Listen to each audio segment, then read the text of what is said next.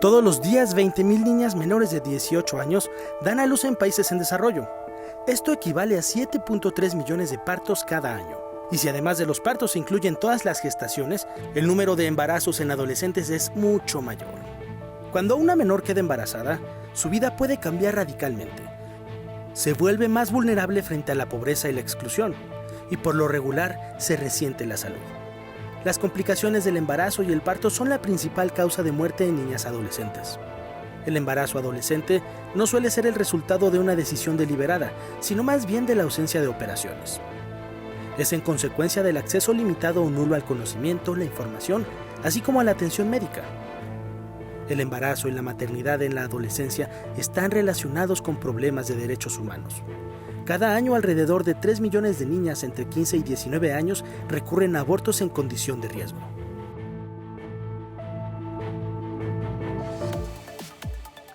Y bueno, el embarazo adolescente o embarazo precoz es un tema que requiere más educación y apoyo para alentar a las niñas a retrasar la maternidad hasta que estén preparadas. Y para conversar al respecto, saludo a la doctora Mercedes del Pilar Álvarez Goris. Muy buenos días. ¿Cómo estás, Pilar? Hola, Adriana, muy buenos días. Muchas gracias por invitarme a platicar de este tema tan importante. Sin duda, de un tema fundamental. ¿Cómo nos puedes definir un embarazo precoz en adolescentes? Pues un embarazo adolescente, de acuerdo a la OMS, es todo embarazo que se presenta en mujeres menores de 18 años. Sí. El rango puede ser muy amplio porque puede ser desde los 10 hasta los 18, que es el rango común. Sí. Sin embargo, hay casos clínicos anecdóticos de niñas más pequeñas porque depende de cuándo inicien la menarca y tengan pues ya las funciones reproductivas presentes, pero menores de 18 años. Ese es el rango de edad para llamarlo embarazo adolescente o embarazo precoz. Y bueno, hay muchísimas, pero me gustaría preguntarte cuáles son las principales causas de los embarazos en adolescentes. Pues el embarazo adolescente es multifactorial. Hay una encuesta que se realiza a nivel gubernamental cada periodo de tiempo, que es el ENADIT. Ahí lo que habían arrojado era, pues, empezaban a tener relaciones sexuales de manera muy temprana. Aquí hay muchas cosas que pueden ir alrededor, sí. Desde desinformación, que las chicas que empiezan a tener relaciones sexuales de manera temprana pueden ser coaccionadas. En la mayoría de los casos hay un ambiente de violencia o de abuso que muchas veces no es diagnosticado, pero también existe ese espectro en el cual adolescentes de 16, 17, 18 años deciden empezar a ejercer su sexualidad, y lo que sacaban estas encuestas era que no utilizaban el método anticonceptivo no porque no lo conocieran, sino porque no esperaban tener relaciones sexuales. Entonces esto es algo muy característico del adolescente. El adolescente sabe, es como tiene la madurez cognitiva para poder saber que una acción lleva una reacción, pero no creen que a ellos les vaya a pasar. Tienen ese híbrido de pensamiento entre el pensamiento mágico del niño y el pensamiento organizado del adulto. Entonces conocen los métodos, pero como no están planeando tener relaciones, no los usan.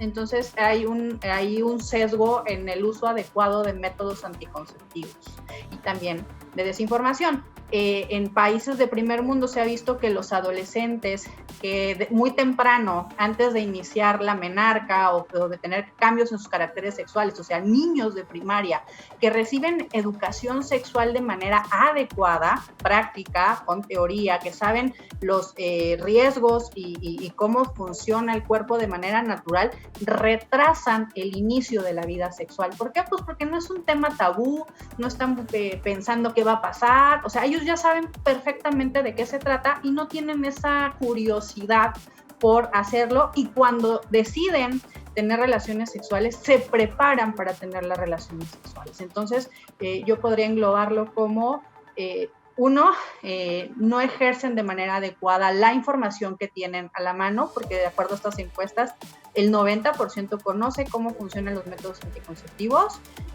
pero no los utilizan de manera adecuada. Definitivamente. Doctora, ¿el embarazo en la adolescencia se considera de alto riesgo? Así es. Sí, claro. El que las chicas, las adolescentes o las niñas hayan empezado ya con su menstruación o que ya hayan iniciado en esta etapa reproductiva, no quiere decir que ya han llegado al máximo de su madurez reproductiva. Ojo, Claro. Ya desde que tiene menstruación, que puede ser a los 9 o 10 años en las niñas que viven en la costa, o 11 o 12 en las que están más alejadas, esta niña, esta adolescente, ya es una señorita, por así decirlo, como lo dicen coloquialmente. Sin embargo, no quiere decir que esté preparada para tener un bebé. O sea, el cuerpo sigue madurando, Claro. y más allá de los 18 años es cuando es el momento idóneo para poder tener un embarazo. Preeclampsia, hemorragia, enfermedades, comorbilidades que se presentan o se desencadenan por el embarazo, todas coinciden en tener como factor de riesgo edades, dicen, de los extremos de la vida. O sea, así como ser una mamá de edad materna avanzada es un riesgo, el ser Claro. una mamá muy joven también te pone en riesgo de tener complicaciones durante embarazo. Si a eso le sumamos que muchos de estos embarazos son no planeados, Ujú. vas sumando comorbilidades, porque no es un embarazo que estés buscando. Tú a los 14, 15 años, lo menos que estás buscando es embarazarte. Entonces, Claro. obviamente, no llevaste controles preconcepcionales, no tomaste ácido fólico. Si tienes alguna enfermedad, no fuiste con tu doctor para ver si estabas en el momento idóneo. Normalmente Cierto. estos embarazos no se planean y muchas veces se tratan de ocultar, ¿no? Entonces eso va llevando a una cadenita de error tras error que puede repercutir en la salud de nuestras adolescentes. Definitivamente. ¿Aproximadamente cuántos embarazos adolescentes hay en México, doctora? Pues 1 de cada 10 niñas adolescentes, y tenemos 17.6 millones de adolescentes actualmente en el 2020. ¿17? es un número- ¿Punto cuánto? 17 millones son el número de adolescentes, y de estas 1 de cada 10 están embarazadas. Wow. O sea, como un 7 millones más o menos. Y bueno, el embarazo adolescente es la principal causa de mortalidad en niños entre 15 y 19 años en el mundo, a nivel mundial. Así es, y a nivel de encuestas de la OMS, México tiene el primer lugar de embarazo adolescente, entre 10 y 15 años. Por eso es que tenemos por eso toma tanta importancia la educación sexual y la consejería anticonceptiva. Tenemos múltiples programas gubernamentales a nivel privado, de ONGs, que tratan de disminuir el impacto del embarazo adolescente, por lo que ya has dicho.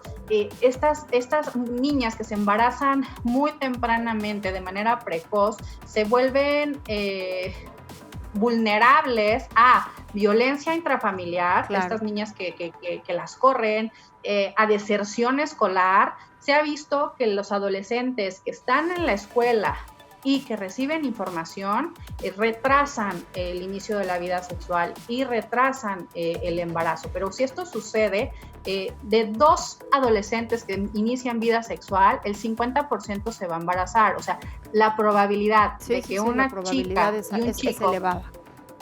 Sí, es muy elevado porque están en el pico hormonal. Claro. Entonces es muy importante que tomemos conciencia todos, porque esto es un problema a nivel de sociedad, para que normalicemos el hablar de sexualidad, que le quitemos ese mito, ese tabú, y que les digamos las cosas como son.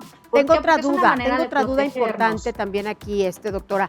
¿El acceso a los anticonceptivos entre adolescentes sexualmente activos es parejo a lo largo del país? ¿O en algunos estados sí y en algunos estados no? Pues a nivel nación, debería de ser, porque está normatizado que hay derechos sexuales y reproductivos para los adolescentes. Ya hay una norma oficial que norma la atención del grupo etario entre los 10 y los 18 años. Y esta norma establece que todo adolescente debe de recibir la consejería anticonceptiva si la solicita. Muchos médicos entran en conflicto en si el adolescente llega solo, ¿puedo darle la consejería? La respuesta es sí. Y lo que debes de hacer es invitar a otro proveedor de salud, que puede ser la enfermera, llenar el formato que viene en la norma oficial y poner que el adolescente recibió la consejería, porque tienen derechos sexuales y reproductivos para poder ejercer su sexualidad de manera responsable. Entonces, si es un chico o una chica que ya se están acercando para pedir métodos anticonceptivos, es porque ya van a tener relaciones sexuales. Sí, se ha sí, visto claro. que el intentar que tengan abstinencia ya ha fracasado en otros países. Entonces, no es que promovamos la promiscuidad o que les demos permiso a los adolescentes de tener relaciones sexuales, porque no nos van a pedir permiso. Entonces, lo que hay que hacer es educarlos de manera adecuada y sí, deben de tener acceso a los métodos anticonceptivos porque es su derecho. Definitivamente. Bueno, pues es un problema social que tiene un impacto importantísimo en los jóvenes de todo el mundo y creo que se necesitan más programas de apoyo, de educación y de trabajo también, doctora, ¿no? Así es, y tenemos que enfocar mucho a los médicos, a las enfermeras, a las psicólogas. El primer lugar donde los chicos tienen información sexual es en las primarias, en las secundarias y en las preparatorias con los psicólogos que nos dan esas clases de educación sexual. No tengamos miedo, los chicos son muy receptivos y entienden muy bien las cosas cuando se las explicamos. Empoderemos a nuestros adolescentes. Si tienen información, la información es poder. Entonces no tengan miedo a que se van a lanzar a una vida de promiscuidad, no. El adolescente informado toma decisiones de manera responsable. Sí. Y recuerden que no solamente es el no uso, también es el uso inadecuado de los métodos anticonceptivos. Sí, el no saberlos usar, claro. ¿Mandé? El no saberlos usar, ¿no? Claro, porque ¿tú cuál crees que es el método anticonceptivo más usado por los adolescentes? ¿El preservativo? Si es que lo usan. ¿Podría ser? Claro. El condón, y el condón tiene una alta tasa de fallo. El método anticonceptivo durante mucho tiempo fue nuestro programa principal. A todos hay que darles condón. Uh-huh. Pero lo que hemos visto actualmente es que tiene mucha falla porque no se usa de manera adecuada. Entonces sí hay que usar condón porque se debe utilizar para evitar enfermedades de transmisión sexual, pero se tiene que utilizar en conjunto con otro método anticonceptivo. Para adolescente, lo mejor son los anticonceptivos de larga duración. ¿Por qué? Me van a decir muchos, es que no tiene pareja estable, es que ¿por qué le vas a poner un método que dura 5 años? Es muy invasivo. Porque precisamente el adolescente no sabe cuándo va a tener relaciones sexuales. Entonces, si decide utilizar un método de larga duración que duran entre 3 y 5 años, se lo pones a los 14, está protegido de los 14, 15, 16, 17, 18 hasta los 19 años. O sea, ya brincó el periodo de riesgo de un embarazo de riesgo. Obviamente, el plus es que estos tipos de métodos anticonceptivos no pueden ser autorrecetados y tienen que ir con un proveedor de salud para ponérselos. O anticonceptivos de corta duración, pero hay que explicarles cómo utilizarlos y qué hacer en caso de que haya una falla. Porque 4 de cada 10 adolescentes se embarazan por el uso inadecuado de los métodos anticonceptivos. Entonces, sí condón porque sí, sin globo no hay fiesta, pero necesitas un método anticonceptivo que tenga una efectividad más alta. Las recomendaciones internacionales son, en primer lugar, anticonceptivos de larga duración, DIU de cobre, sistema intrauterino liberador de levonorgestrel o implantes subdérmicos. Y en segunda opción, porque también depende de las características clínicas, o sea, de las características propias de cada uno, sí se decantan por darle un anticonceptivo de corta duración. Claro, pastillas, claro. Doctora, en su caso, las pacientes más jóvenes que usted atiende, ¿de qué edades son? La niña más joven que me ha llegado, 12, 13 años. Es una buena edad ya para llevar a la muchacha, obviamente, a consulta, ¿no? Con un ginecólogo. Así es. De hecho, te estoy mintiendo. Mi paciente más joven tiene 10 años y la llevó su mamá para que habláramos de cambios fisiológicos.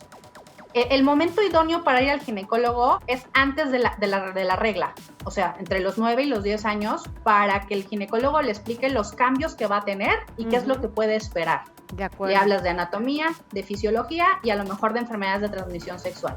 Y la siguiente consulta es cuando ya está arreglando.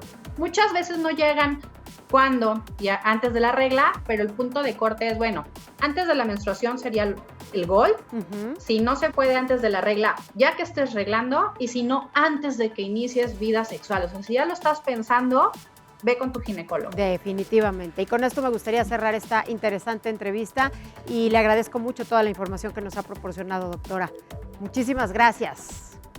Muchas gracias por invitarme, espero que les sea de utilidad. Buena tarde.